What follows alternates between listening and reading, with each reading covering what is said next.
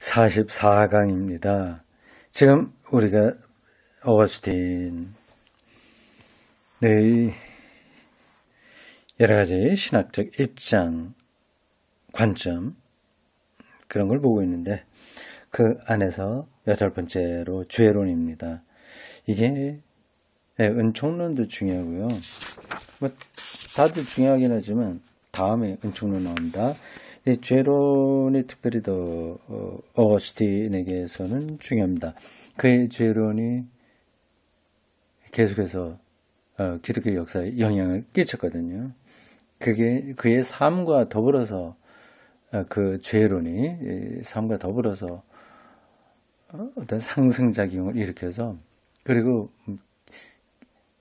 기독교 신약 성경에 있는 여러 죄에 대한 지적들과 더불어서 큰 영향력을 끼쳤습니다.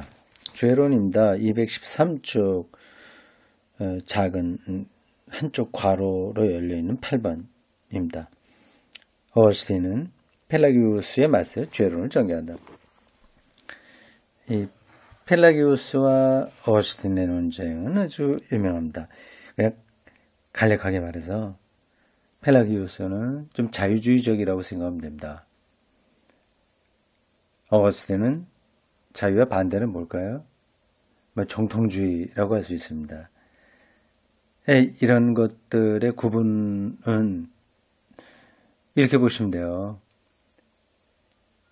자유주의적이다. 펠라기우스 신학이 그렇다는 것은 인간적이라고 하는 겁니다. 인간의 가능성을 많이 열어놓는 거죠. 낙관적인 거죠. 어떻게 보면요. 인간 문명, 인간의 가능성 이런 것들을 여전히 붙들고 있는 겁니다. 그 반대되는 어거스틴의 입장은 그걸 부정하는 거죠. 전적인 타락이죠. 하나님의 은총으로만 뭐가 가능하다 이렇게 봅니다. 펠라기우스가 인간에서 낙관적으로 좀 본다면 어거스틴은 비관적으로 본다.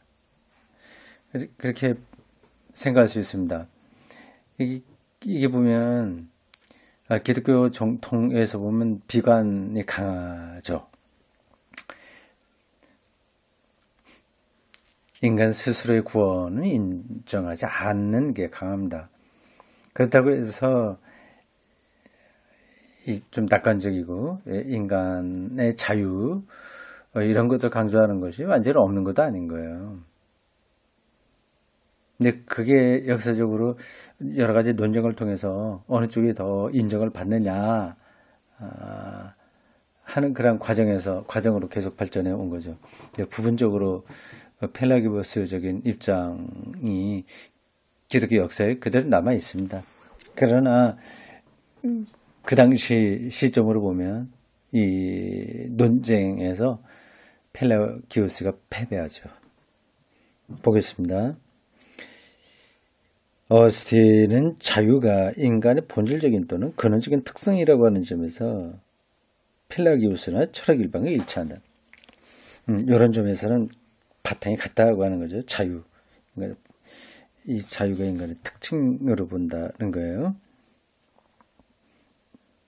근데 그게 펠라기우스 같은 경우에는 그것 자체로서 또 가능성이 있는데 어거스틴에게서는 그 자체로 가능성이 있는 건 아니고 하나님의 은총으로만 그 자유가 보장된다.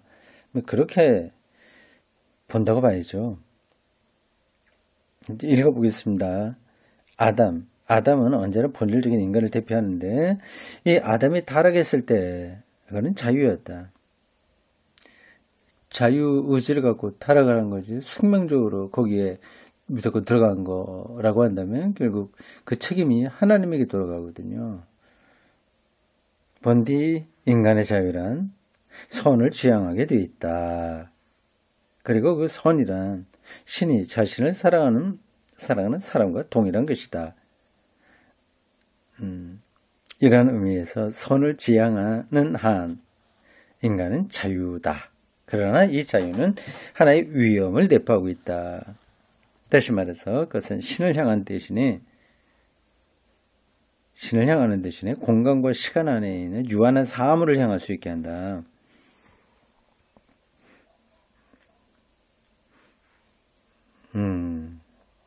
사물, 세속성이라고 하는 거죠. 어거스틴 눈에는 이러한 위험이 너무나 엄청난 것이어서 그는 은총의 도움이라는 유명한 이론을 도입했던 것이다. 은총의 도움, 아듀토리움, 가라티에 은총의 도움 이론을 도입했다. 뭔가요? 그것은 타락 이전의 아담에게 주어졌다. 아담은 이 은총의 도움에 의지해서 언제나 의지를 신에게 향할 수 있었다. 은총의 도움이란 이론은 아담이 순수한 본성에서는 인프리스 나투랄리부스 라틴어예요. 본성에서는 신에게로 향하는 힘을 가지고 있지 않았다는 전제를 이끌었는데 다시 한번요. 이게 말이 지금 이게 왔다 갔다 이렇게 하고 있는 것 같습니다. 다시 한번요. 이게 은총의 도움이라는 곧 좀 위로 올라가서 다시 읽어보겠습니다. 은총의 도움이라는 이론을 도입했다고 그랬죠. 왜 타락 이전에 아담에게 주어진 거라고 그랬죠. 아담은 이 은총의 도움에 의해서 언제나 신을 의지할 수 있었다고 했습니다. 이 은총의 도움이란 아담이 순수한 본성에서는 신에게로 향하는 힘을 가지고 있지 않았다는 전제를 이끌어낸다. 순수한 본성에서는 이게 참 억지로 논리를 성립시키려고 하는 것으로 보여요. 지금 내 눈에는 그렇게 보입니다. 그래서 본성 것 자체도 선하지 않고 초자연적인 도움을 필요로 한다는 사실에 간접적으로 주장된다. 본성 자체도 선하지 않고 이게 말이 되나요? 본성 자체가 선해야지 하나님이 창조하시는데 참 이상하네요. 어떤 다른 뜻이 있을 것 같아요. 그게 뭔지는 모르겠습니다. 진도 나가죠. 이러한 이유로 하여서 종교개혁자들은 어거스틴의 은총의 도움이라 이론을 반대했다. 반대했다는 거죠. 그렇죠. 나도 지금 반대가 되거든요. 그 본성 자체도 선하지 않고 그래서 초자연적 도움을 필요로 한다는 사실이 간접적으로 주장되는데 이게 동의가 안 되는 거예요. 본성 자체가 선해야 됩니다. 하나님의 창조이기 때문에. 그래서 종교개혁자들은 이 은총의 도움이란 이론을 반대했다. 제가 지금 틀리게 말하지 않고 있어요. 종교개혁자들하고 저도 같은 입장입니다. 이들은 인간의 본성에 덧붙여진 은총의 선물이라는 사상을 거부했다. 원래 창조가 그래 선한데 뭘 덧붙여줘서 은총이 있어야만 그게 되느냐 하는 거죠. 그거는 은총은 타락 이후에 은총을 통해서 우리에게 하나님에게 가는 그러한 가능성이 열린다고 말하는 게 옳은 거죠. 그러니까 은총의 선물은 타락 이전이 아니라 타락 이후에 이렇게 영향을 끼치는 것으로 봐야 됩니다. 종교개혁자들의 입장이 그거예요. 종교개혁은 르네상스와 마찬가지로 창조와 인간 본성에 대한 적극적인 평가에서 출발했기 때문에 이런 점에서는 적극적이죠. 하나님의 창조가 선하다. 그거는 창세기 그 창조 전승에 나오지 않습니까? 하나님 보시기에 좋았더라고 하는 거예요. 인간 본성에 부과된 은총의 선물이라는 사상을 거부하지 않으면 안 되었다. 이 이론 가운데는 물질에 대한 그리스적인 부정적인 가치 판단과 비극적 세계관이 어느 정도 남아있다. 어스틴의 사상에 그런 게 남아있다고 하는 거죠. 그리고 참 어스틴이 그런 얘기를 한 게 참 재미있습니다. 그가 종교개혁자들 훨씬 후에 나온 사람들인데 어쨌든 이 사람들이 본 거를 어스틴이 못 봤다고 말할 수는 없거든요. 그럼에도 불구하고 은총의 도움 이론을 그가 전개한 것은 그 시대에 그 어쩔 수 없는 상황 탓으로 보입니다. 그게 어떤 건지는 제가 잘 모르겠어요.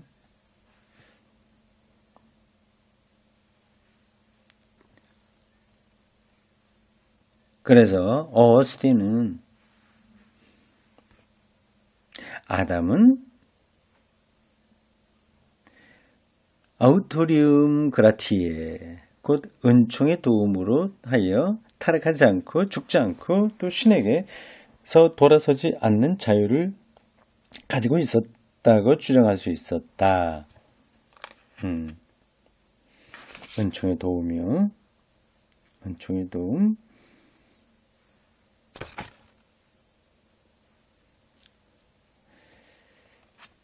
이러한 상태에서 아담은 자기 자신과 평화로운 상태에 있었으며 이것은 현대 심증 심리학의 성과를 미리 앞당겨 본 셈인데 모든 사물과 모든 사람과 다 평화로운 상태에 있었다. 그에게는 성관계에서조차 아무런 정욕이나 욕망도 가지지 않았다. 좀 너무 나간 거 아니에요? 성관계에서 정욕이나 욕망 없이 그게 가능한가요? 그러니까 여기서는 정욕과 욕망 이걸 나쁜 거로 전제하고 말을 하네요. 그 자체는 뭐 선하고 아니고 그렇게 나눌 수가 없는 거 아닙니까? 성적인 욕망 이거는 그냥 인간에게 주어져 있는 어떤 본성에 속하지 않습니까? 근데 그런 거 없이 성관계가 가능한가요? 여기에는 그 당시에 성에 대한 관점들 그리고 어거스틴의 특별한 경험들이 들어있는 것 같습니다. 또한 그에게는 아무런 고통도 심지어 출산의 진통도 없었다. 지금 아담에 대한 어거스틴의 설명이에요. 물론 고통도 없고 출산의 진통도 없었다는 거는 이제 맞죠. 타락 이후에 나왔으니까요. 그리고 그때는 성관계도 없었다고 봐야죠. 그 자체가 없었다고 봐야죠. 굳이 그걸 이제 설명하려면 뭐 정욕과 욕망도 가지지 않았다기보다도 그런 행위 자체가 없었다. 에덴 동산에서 그렇게 봐야 되지 않겠습니까? 그 때문에 그에게는 아무런 타락의 이유도 없었겠지만 그런데도 아담은 놀랍게도 타락했다. 타락이라고 하는 건 이제 선악과를 명령을 어기고 따먹었다고 하는 건데 신화가 말하려고 하는 것들은 여러 가지로 많이 있습니다. 지금 단순하게 고를 어거스틴이 설명하고 있는 거예요. 외적인 이유가 없는 이상 타락의 이유는 그의 내부에 예정되어 있었다고 할 수밖에 없다. 이것도 참 곤란한 거예요. 은총의 도움으로 아무런 죄의 경향 없이 완전히 하나님을 향해서 살고 있던 아담이 타락의 이유가 없었는데 근데 결과적으로는 타락했어요. 그래서 그 이유를 찾다 보니 내부에 예정되어 있었다. 말하는 거죠. 어스틴이요. 그것도 좀 너무 그거를 논리적으로 설명하려고 하다 보니까 그렇게 되는 것 같습니다. 그럼 모순이 생기는 거예요. 하나님이 창조한 이 최초의 그 순수한 인간에게 타락이 예정되어 있다고 말한다는 건 좀 우스운 거죠. 다시 말해서 어스틴에게서 죄란 정신의 죄로 시작한다. 그는 스스로 존재하기를 원했다. 그는 좋은 가능성을 모두 지니고 있었다. 아담에게는 그가 필요로 하는 모든 것이 있었고 그는 떠나고 싶은 무엇인가가 있어서 그 때문에 괴로워할 것도 없었다. 완전히 충족한 상태죠. 완전히 만족스러운 상태인 거예요. 그러나 그는 모든 것을 자기를 위해 원했고 또 자기 자신의 힘으로 서기를 원했다. 그래서 그는 신을 외면하고 타락하게 된 것이다. 이런 표현은 그런 대로 받아들일 수 있습니다. 자기 스스로 서기를 원했다. 그게 인간의 본질에 속한다. 그렇게 말할 수 있습니다. 라이놀드 리버는 이것을 자만이라고 표현했지만 라이놀드 리버, 이거 니체와 동시대의 미국 윤리학자입니다.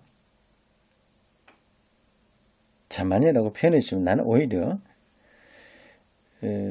자만, 이건 영어로 프라이드 이렇게 돼 있어요. 나는 오히려 휘브리스. 휘브리스는 헬라어죠. 휘브리스고 자기 높임. 이라고 부르고 싶다. 뭐 그죠. 자만, 교만, 자기 높이는 거, 뭐 프라이드나 휘브리스나 같은 의미죠. 아담은 자율적이기를 원했는데 스스로 선다고 할 때 그런 거예요. 그것은 그가 자기를 그릇된 사랑에 의해서 사랑했다는 것을 의미한다. 근데 이게 은총의 도움이 그 타락 이전에 다 있어서 완벽하게 살아가는데 어떻게 자기를 그릇된 사랑, 자기를 잘못 사랑했다 하는 일이 벌어지겠어요. 이게 자칫하면 자기 모순에 빠집니다. 이 인간의 죄론이라고 하는 거는 그건 논리적으로 이렇게 저렇게 설명하면 좀 우스워져요. 설명하지 않는 게 더 낫습니다. 그래서 신화적인 방식으로 아담이 선악과를 따먹었다. 그래서 어떻게 됐다. 그 운명이 어떻게 됐다. 그런 정도로 얘기하는 게 낫죠.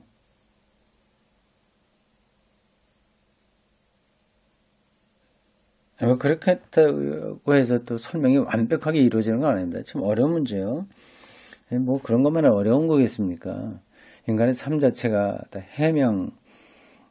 완전한 해명은 불가능한 거죠. 이렇게 존재한다고 하는 것 자체도 그렇고요.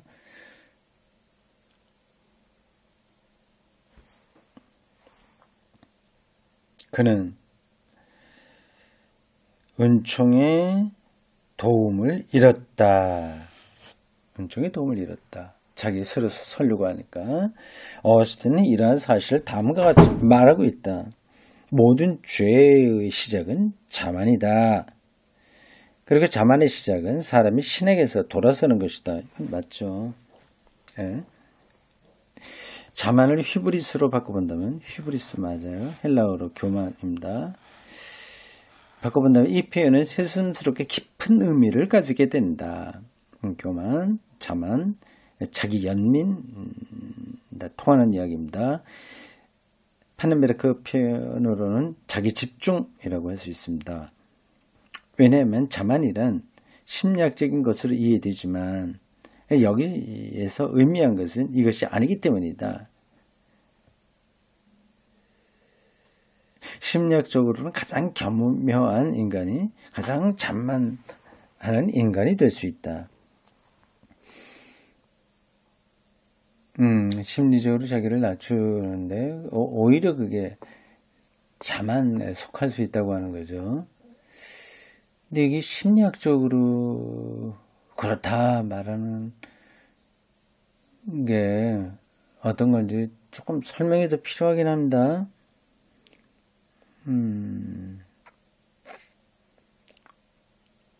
넘어가죠.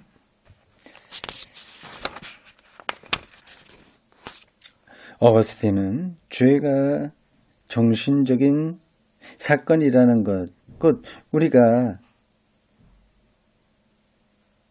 서인은 존재에 마땅을 없다 돌아서는 것이라는 것을 알고 있었다. 그건 맞고요. 그러므로 그의 죄로는 자연주의적인 것은 아니다.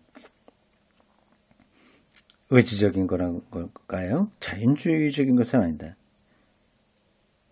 그러나 이보다 더 중요한 것은 그가 죄의 종교적 성격을 아주 명백하게 보여주었다는 데 있다. 죄는 도덕적인 실패도 아니고 불복종도 아니고 도덕적인 것도 아니고 의지적인 불복종도 아니고 그냥 단순히 죄의 결과이지 그 원인은 아니다. 이런 것들은요. 도덕 실패, 불순위 이런 것은 더 심층적인 이유에서 나온 거라고 하는 거죠.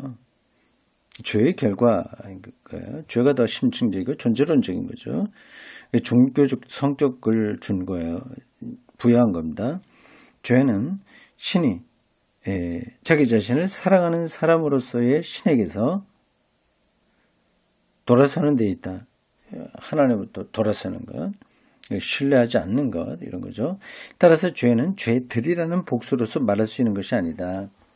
죄는 딱 한 가지 하나님으로부터 돌아서는 거니까 복수는 안 된다고 하는 거죠.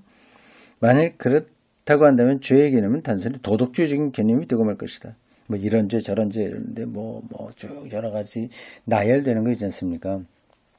죄의 목록인 거죠. 그런 것들을 죄들이라고 보통 말했는데 엄격하게 말하면 그건 아니다. 그건 죄의 결과다. 죄는 하나다. 하나님으로부터 돌아서는 거다.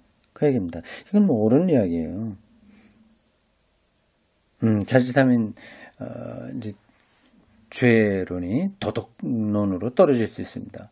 뭐 도덕질하지 마, 뭐 이거 하지 마, 뭐 어떻게 그런 반 사회적인 그런 사건들, 반도덕적인 그런 사건들을 가리킬 수 있는데 그게 죄의 본질은 아닌 거죠. 결과입니다.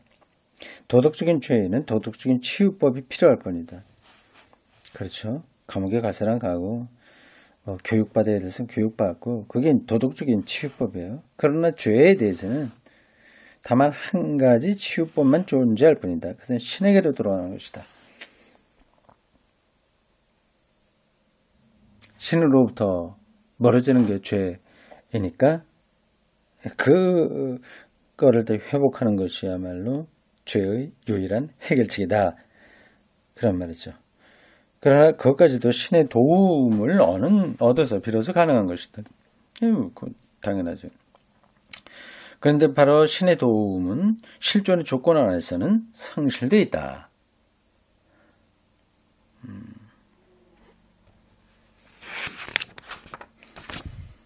최고선으로 돌아선 결과는 최고선, 이거는 하나님을 가리키죠. 이 최고선의 상실이다. 거기로부터 돌아서는 것은 그것을 최고선에 상실되는 것이다. 이 상실은 동시에 돌아선 죄에 대한 형벌이다. 최고선을 상실하는 것 자체가 형벌이에요. 그러니까 하나님께로부터 떠난 것 자체가 형벌입니다. 여기에 비하면 다른 온갖 형벌은 전적으로 이차적인 것이다. 본래의 형벌이란 존재론적인 것이다. 제가 존재론적이라고 하는 말을 간혹 쓰죠. 본래의 형벌이란 존재론적인 것이다. 멋진 표현입니다. 하나님을 잃은 것 자체가 그게 형벌이다. 이게 존재론적이라고 하는 겁니다. 다시 말해서 신은 존재의 힘이기 때문에 신의 상실은 존재의 힘의 상실을 의미한다. 존재의 힘의 상실. 틸리히의 고유한 표현입니다. 어거스틴은 다음과 같이 말하고 있다. 육체가 혼에서 떠나면 죽는 것처럼 혼이 신에게서 떠나면 죽는 것이다. 종교적으로 말해서 혼이 죽는다면 그의 혼은 몸을 지배하는 힘을 잃는다. 이런 일이 일어나면 죄의 또 하나의 측면에 나타난다. 죄의 시작은 다만 히브리스지만 그 결과는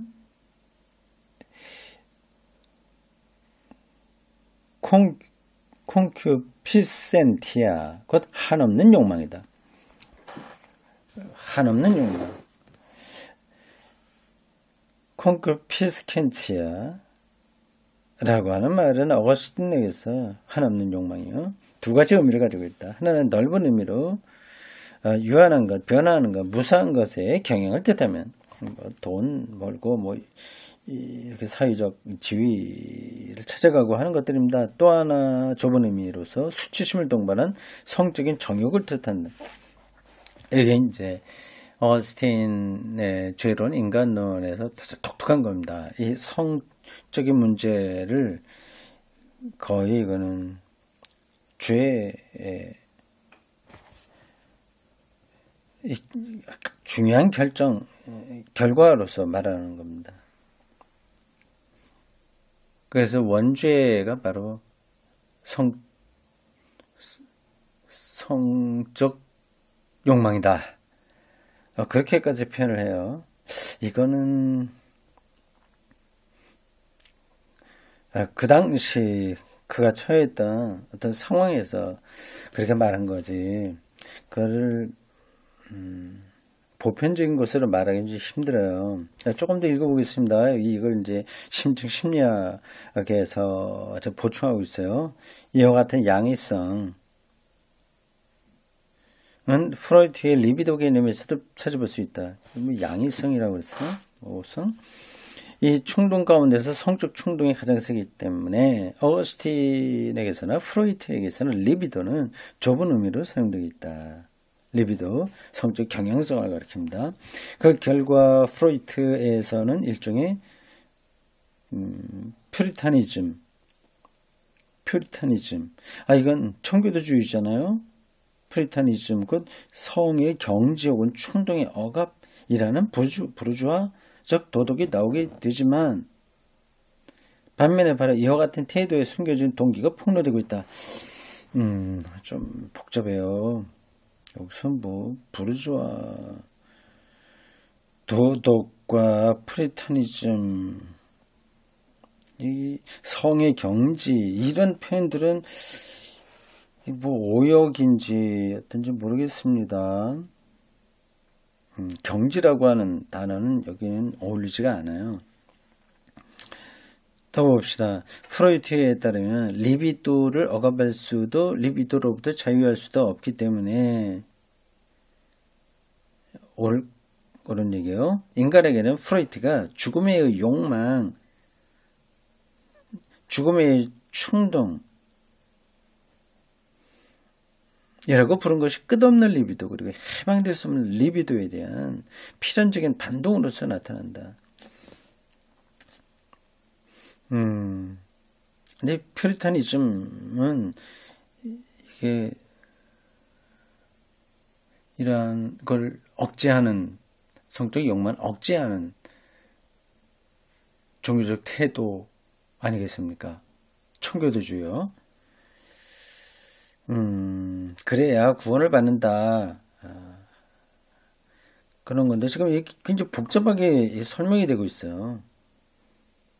카톨리시즘에서도 후에는 프로테스탄티즘에서도 콘큐피스켄치아가 지닌 양의성은 아주 다양한 형태를 띤 양의성, 모성, 뭐를 가리키는지 지금 이 문책만 갖고는 잘 모르겠어요. 부분적으로는 그게 혐오스러운 형태를 띈 금욕적 행위를 나타냈다. 이런 뜻인가 보네. 아주 강력하지만, 근데 결국 그게 삶을 파괴한다? 그게 죽음의 충동과 연관되어 있다? 뭐 그런 것 같은데. 그래서, 양의적이다, 모호하다. 그 말을 하는 것 같습니다. 종교개혁자들은 성의 존엄성을 회복하려 했지만, 그래서 어느 정도에서 그치고 말았다. 성의 존엄성. 왜냐하면 이런 인간의 실존의 문제에 대한 그리스도교의 태도는 아주 불확실한 것이기 때문이다. 그렇죠. 그걸 어떻게 그를 정확하게 판단할 수 있겠습니까? 그것은 아울러 어거스틴의 개념이 나타난 양의적 비유이기도 하다. 계속해서 어거스틴이 성에 대해서 보여준 입장이 이렇게 계속돼서 이게 모호한 상태로 남아있다. 그 뜻인 것 같습니다. 아담의 죄는 우리에게 유전되어 있는데 여기에는 두 가지 양식이 있다. 하나는 우리 모두 잠재적으로 아담 안에 존재한다. 그것은 곧 아담의 생식력 안에 있다는 것을 말하는데 이렇게 하여 우리는 그의 자유로운 결단에 참여하고 그 결과 죄인이 되었다. 이게 이제 성관계를 통해서 죄가 유전된다. 그 얘기죠. 참, 이건 좀 우리가 받아들이기 힘든 그런 입장입니다.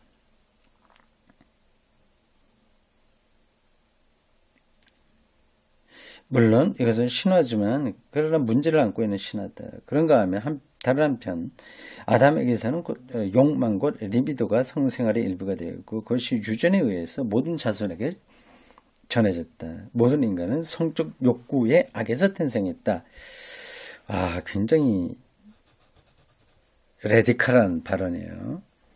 모든 인간은 성적 욕구의 악에서 탄생했다.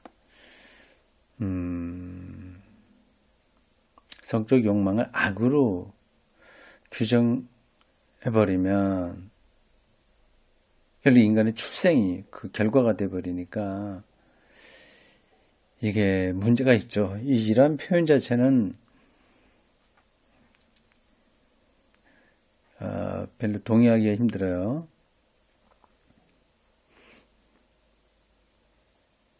원죄란 아담에게서나 모든 인간에게서나 본래 정신적인 정식적인 죄였지만 그러나 그것은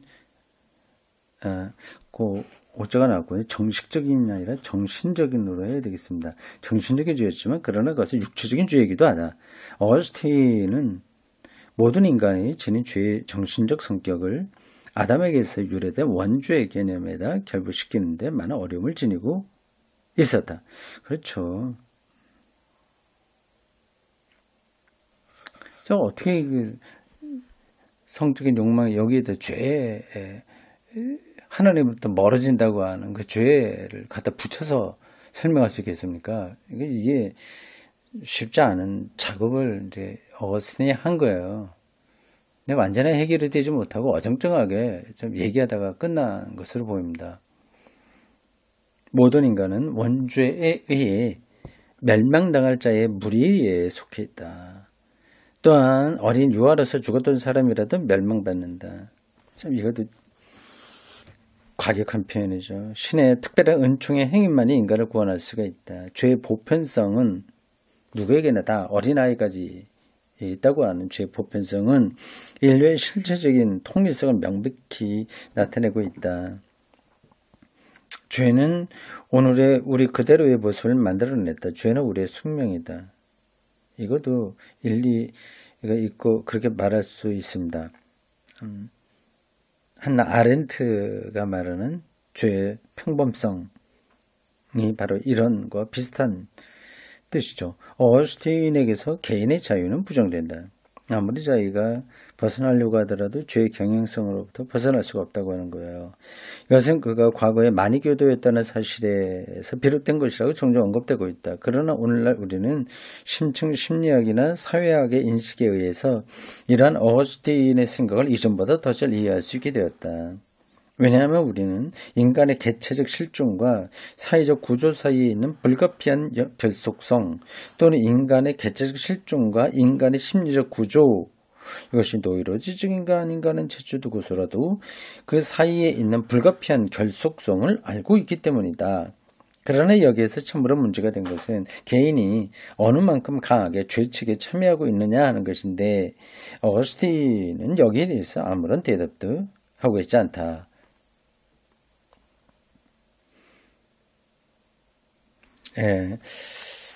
여기까지입니다. 어거스틴의 죄로는 상당한 경우에 일리가 있고요. 그러나 좀 극단적이다. 특별히 성 문제에서는 지나칠 정도로 조금 부정적으로 보고 있다. 그런 정도로 이해하시면 되겠습니다. 여기까지입니다.